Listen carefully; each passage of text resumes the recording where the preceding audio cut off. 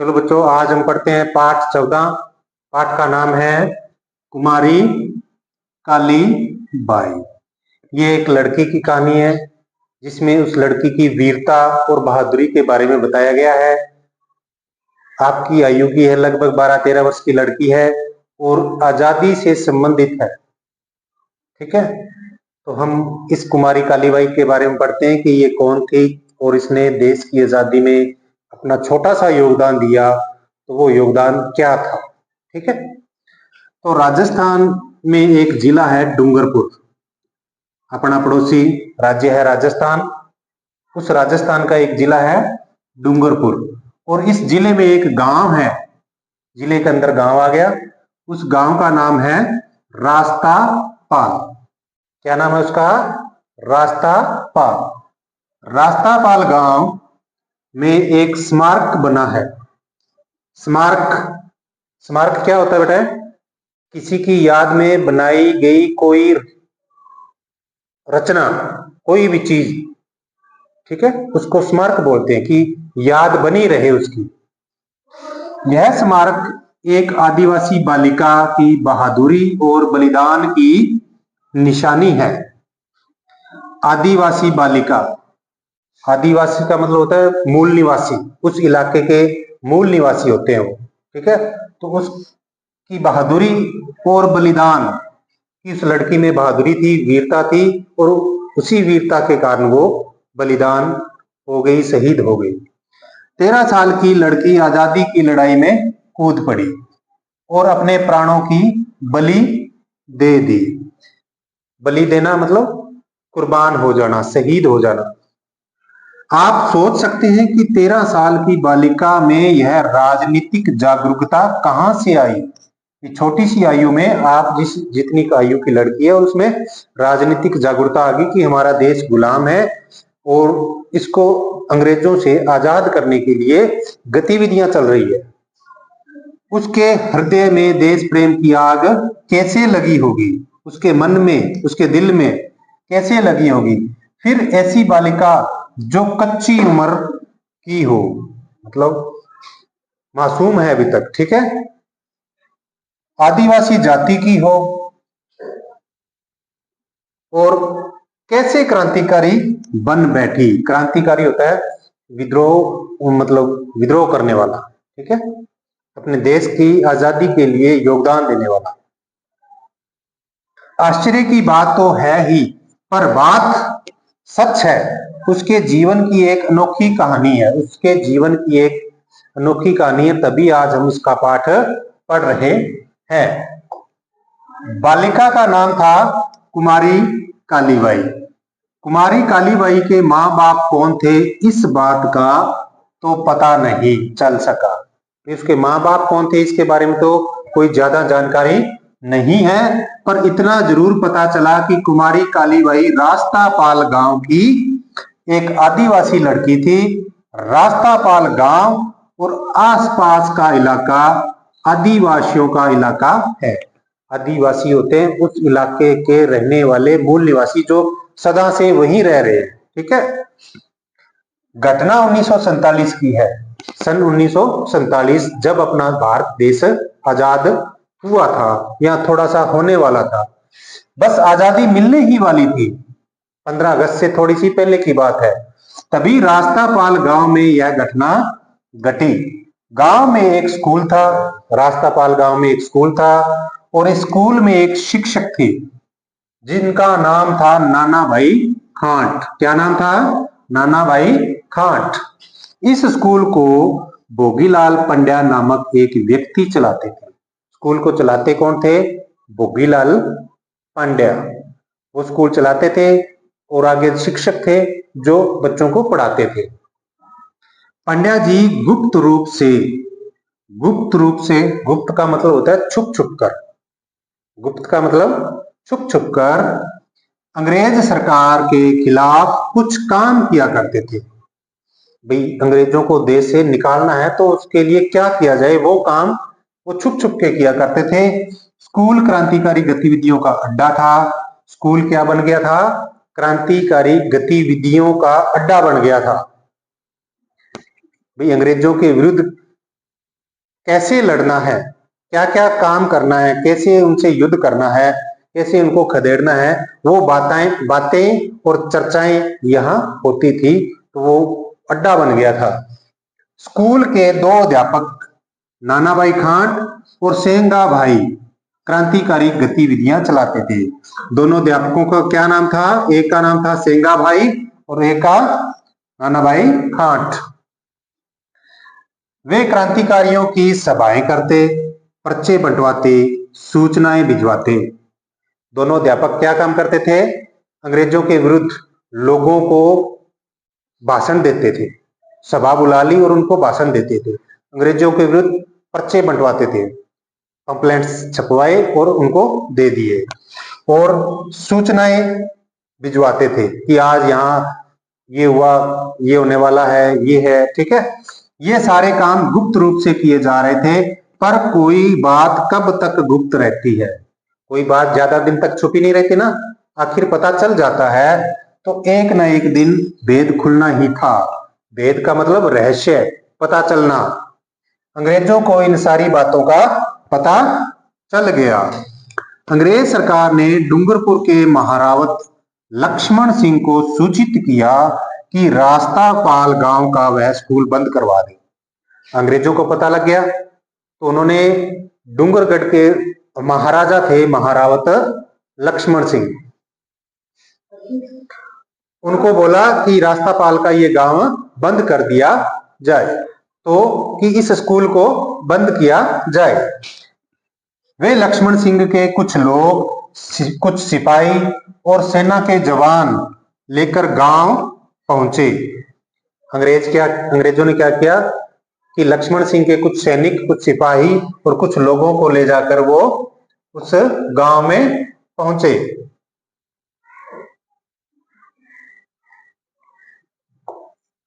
उनके साथ डूंगरपुर के जिलाधीश भी थे। जिलाधीश कौन होता है? आप अपनी भाषा में बोल देते हैं छोटा सा आकर डीसी, ठीक है, डीसी। सिपाहियों ने नानाभाई खांट और सेंगाबाई से स्कूल बंद कर देने को कहा।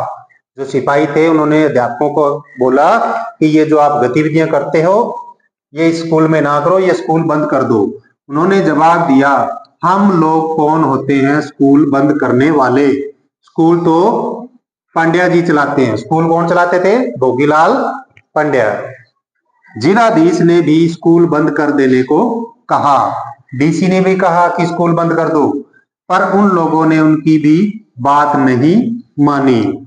इस पर चिढ़कर जिलाधीश ने पुलिस को आदेश दे दिया कि दोनों अध्यापकों को मार पीट कर ठीक कर दें, कि इनकी पिटाई करो और ये स्कूल बंद करवा दो। बस लगी पुलिस डंडा बरसाने। नानाभाई खांट को तो मारते मारते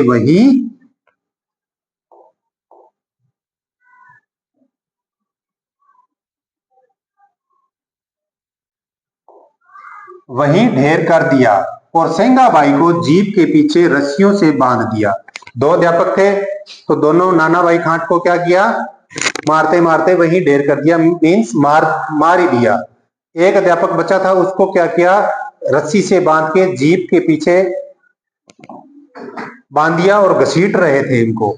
सेंगाबाई की यह हालत देखकर कालीबाई दौड़कर जीप के सामने आ गई और बोली, छोड़ दो मास्टर साहब को, इन्होंने क्या गलती की है?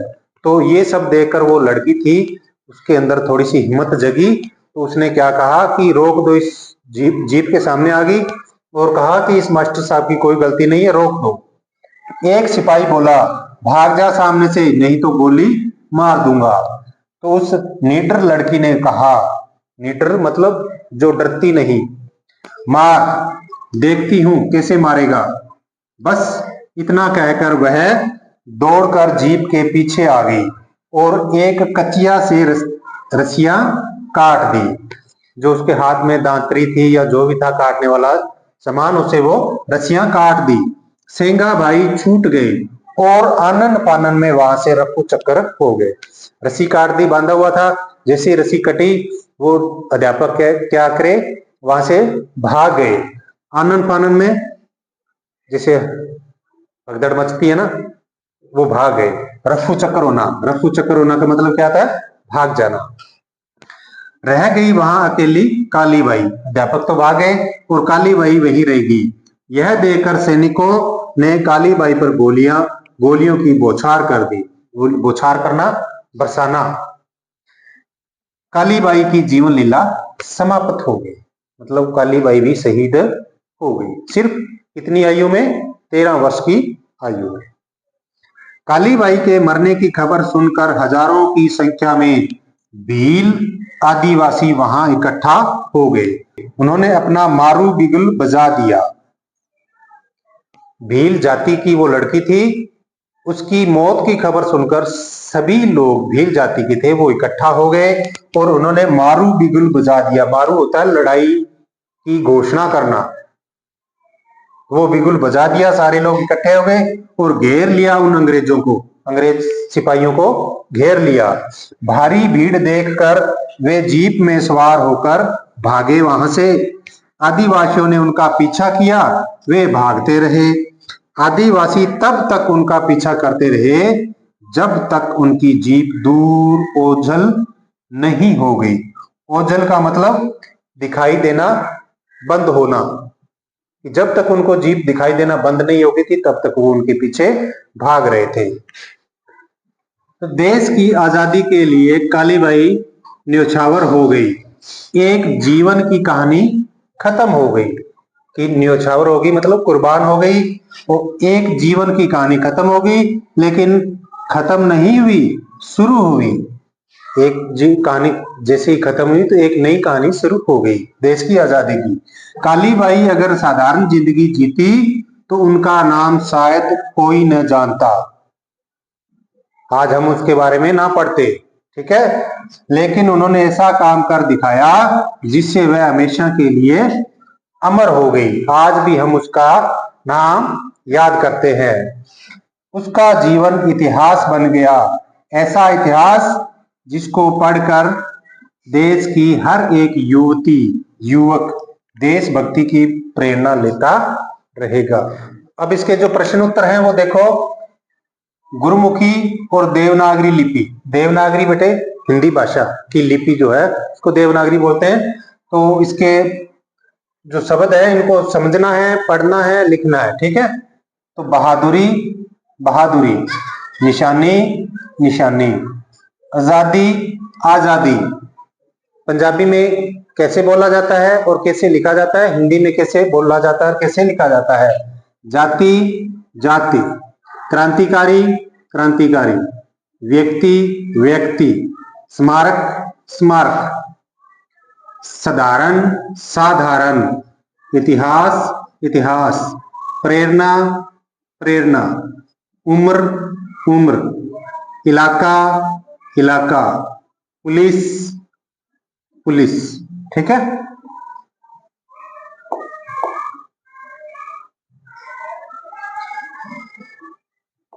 अब है दूसरा प्रश्न।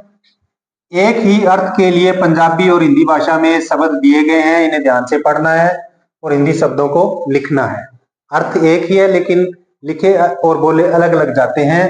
कुर्बानी, बलिदान, डिप्टी कमिश्नर, जिलाधीश, तुरंत, आनन फानन, लड़ाई दा बिगल, मारू बिगुल, वाछड़, बौछार, बरसाना, ओझल, ओझल, वार देना, न्योछावर कर देना, विरुद्ध, खिलाफ, ठीक है।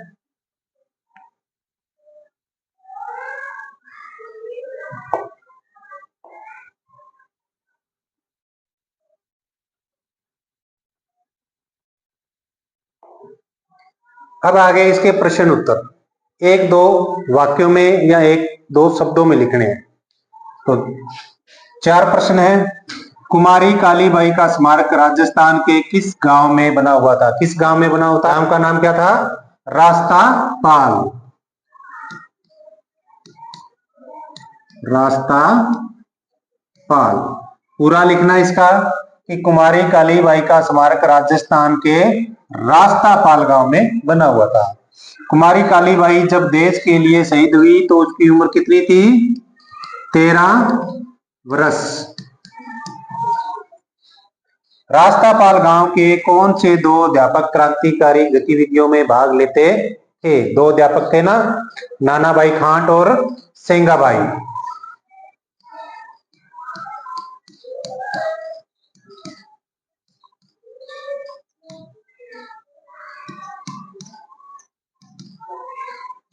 और दूसरा था सेंगा भाई। इस घटना में शहीद हुए अध्यापक का नाम क्या था? जो अध्यापक पहले शहीद हो गया था उस अध्यापक का क्या नाम था? नानाभाई खांट। नानाभाई खांट, ठीक है।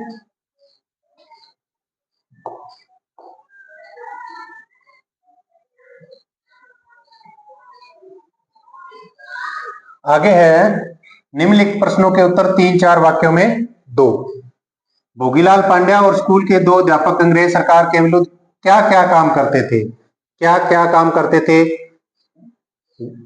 क्रांतिकारी गतिविधियां चलाते थे, उसके अधीन वो सभाएं करते थे, भाषण देते थे, पर्चे बांटते थे और लोगों को जागरूक करते थे। ये काम आपने लिखने। कुमारी कालीबाई ने अध्यापक सेंगाबाई को अंग्रेजों से कैसे बचाया?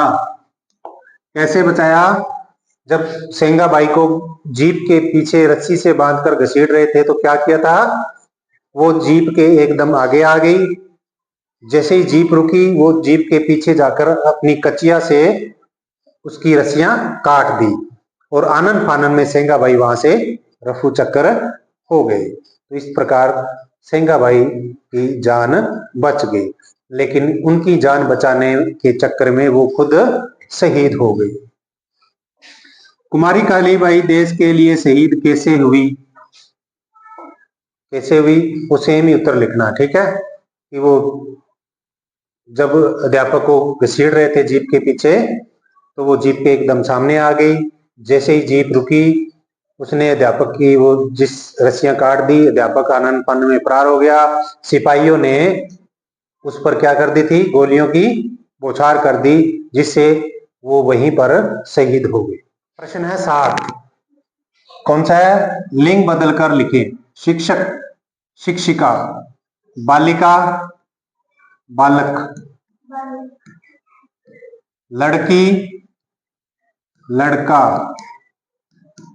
कुमारी, कुमार, अध्यापक, अध्यापिका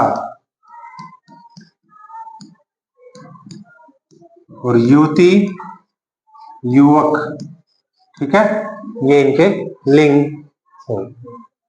आगे है बेटा 8वां प्रश्न। दिए गए शब्द जोड़ों के अर्थ दे दिए गए हैं, शब्दों के अर्थ को समझाते हुए वाक्य बनाने हैं, ठीक है। दो शब्द एक से दिए हैं, दोनों के अर्थ अलग अलग है, ठीक है। और अर्थ आपने लिखना है और उसका वाक्य बनाना है।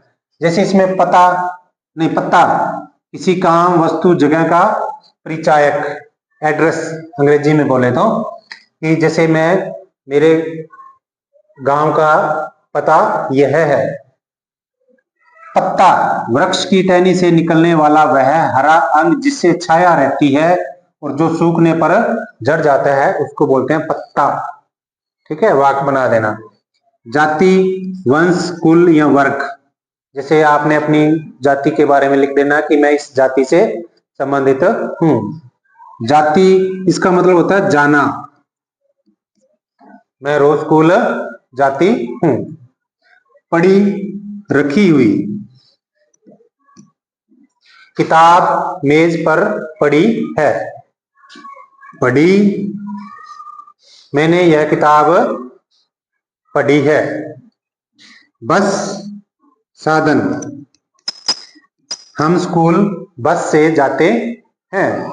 बस इसका मतलब है और नहीं। मैं क्या वाक्य बनाओगे? ने अब पढ़ना छोड़ दिया, ठीक है। तो ये अपना पाठ हो गया पूरा। तो इसके प्रश्न उत्तर और इसका होमवर्क आपने बेटे घर से करना है। और जो अपना चैनल है यूट्यूब का हिंदी गुरु, 4521, इसको सब्सक्राइब जरूर करना है, ठीक है। लाइक और कमेंट्स भी करने हैं। ओके, ठीक है बेटा, थैंक यू।